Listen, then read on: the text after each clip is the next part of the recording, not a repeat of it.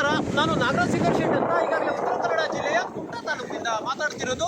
ಈಗಾಗಲೇ ನಾವು ಕುಮಟಾದ ಒಂದು ಕಡಲ ತೀರದಲ್ಲಿ ಇದ್ದೀವಿ. ನಾವು ಕಡಲ ಮಕ್ಕಳು ಅನ್ನುವಂಥದ್ದು ಒಂದು ಕರಾವಳಿ ಭಾಗದ ಒಂದು ಒಂದು ಜನಪ್ರಿಯವಾದಂಥ ಮತ್ತೇನಂದರೆ ಇದು ಜನಪ್ರಿಯತೆ ಪಡೆದಂಥ ಒಂದು ಮೀನಿನ ಹೆಸರು ಅದು ತೋರಿ ಅಂತ ನಾವೇನು ಹೇಳ್ತೀವಲ್ಲ, ತಾರ್ಲೆ ಅಂತಲೂ ಕೂಡ ಹೇಳ್ತೀವಿ. ಆ ದಕ್ಷಿಣ ಕನ್ನಡ ಕಡೆಗೆ ಭೂತಾಯಿ ಅಂತ ಹೇಳ್ತೀವಿ ಇದಕ್ಕೆ. ಈ ಮೀನಿನಿಂದ ಪತ್ತೆ ಮೀನಾಗಿರೋದ್ರಿಂದ ಇದು ತಿಂದರೆ ಎಲ್ಲ ದೊಡ್ಡ ಮಟ್ಟದ ರೋಗಗಳು ಏನಿರ್ತಾವಲ್ವಾ, ಆ ಮೀನಿಗೆ ಇದು ರಾಮಬಾಣವಾಗಿ ಕೆಲಸ ಮಾಡ್ತದೆ, ಒಂದನೇದು. ಎರಡನೇದೇನೆಂದರೆ ಇದು ಸ್ವಲ್ಪ ಗೌಲಿದ್ರೂ ಕೂಡ ಆದರೆ ದೇಹಕ್ಕೆ ಒಳ್ಳೆಯದು. ಯಾಕಂದರೆ ರಕ್ತ ಆಗಿರ್ಬೋದು, ಪ್ರೋಟೀನ್ ಆಗಿರ್ಬೋದು, ಇದನ್ನು ಒದಗಿಸ್ಕೊಡ್ತದೆ.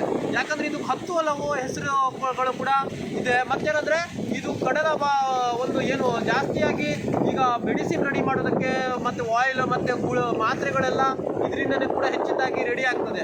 ಆ ಒಂದು ನಿಟ್ಟಿನಲ್ಲಿ ಈ ಕಡಲ ಭಾಗದಲ್ಲಿ ಏನು ನಾವು ಈಗ ಈ ಮೀನನ್ನು ತೋರಿ ಅಂತ ಮತ್ತು ತರ್ಲೆ ಅಂತ ಕೂಡ ನಾವು ಉತ್ತರ ಕನ್ನಡದಲ್ಲಿ ಕರಿತೀವಿ. ಉತ್ತರ ಕನ್ನಡ, ಕುಮಟಾ ಈ ಕಡೆ.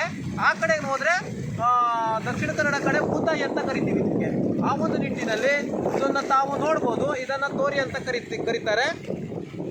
ಇದರಲ್ಲೂ ಒಂದು ಬಗೆ ಥರದ ವಿಧಗಳು ಇದ್ದಾವೆ ತೋರಿಯಲ್ಲೂ ಕೂಡ.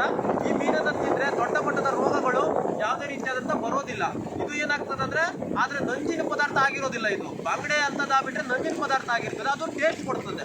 ಇದು ರುಚಿಕರವಾಗಿರುವುದಿಲ್ಲ, ಅಷ್ಟೊಂದು ನೋವು ಜಾಸ್ತಿ ಇರ್ತದೆ. ಆದರೆ ಇದು ಮೆಡಿಸಿನ್ ರೂಪದಲ್ಲಿ ಕೆಲಸ ಮಾಡ್ತದೆ. ಯಾಕಂದರೆ ಮೆಡಿಸಿನ್ಗೋಸ್ಕರ ಇದೆಲ್ಲ ಹೋಗ್ತದೆ. ಇದು ಮೀನು ಹೆಚ್ಚಿನದಾಗಿ ಮೆಡಿಸಿನ್ ರೆಡಿ ಆಗೋದಕ್ಕೆ, ಆಯಿಲ್ ರೆಡಿ ಆಗೋದಕ್ಕೆ ಹೋಗ್ತದೆ. ಆ ಒಂದು ನಿಟ್ಟಿನಲ್ಲಿ ಈ ಮೀನನ್ನು ಹೆಚ್ಚಿನದಾಗಿ ದೊಡ್ಡ ರೋಗ ಇರುವಂಥ ರೋಗಿಗಳು ಈ ಮೀನು ತಿಂದರೆ ನಿಮಗೆ ಗುಣಮುಖರಾಗ್ತೀರಿ. ಯಾಕಂದರೆ ಸೈಡ್ ಎಫೆಕ್ಟ್ ಯಾವುದೂ ಇರೋದಿಲ್ಲ. ಮತ್ತು ಇದಕ್ಕೆ ಭೂತಾಯಿ ಅಂತ ದಕ್ಷಿಣ ಕನ್ನಡದಲ್ಲಿ ಕರೀತಾರೆ. ನಾವಿಲ್ಲಿ ಉತ್ತರ ಕನ್ನಡ ಕುಮಟಾ ಭಾಗದಲ್ಲಿ ಇದಕ್ಕೆ ನಾವು ತೋರಿ ಮತ್ತು ತಾರ್ಲೆ ಇದು 10 ಹಲವು ಹೆಸರಿರುವಂಥ ಮೀನಂದರೆ ಇದು ಒಂದೊಂದು ಕಡೆ ಒಂದೊಂದು ರೀತಿಯಲ್ಲಿ ಕರೀತಾರೆ. ಆ ಒಂದು ನಿಟ್ಟಿನಲ್ಲಿ ಹೇಳ್ತಾ ಇದ್ದೀವಿ.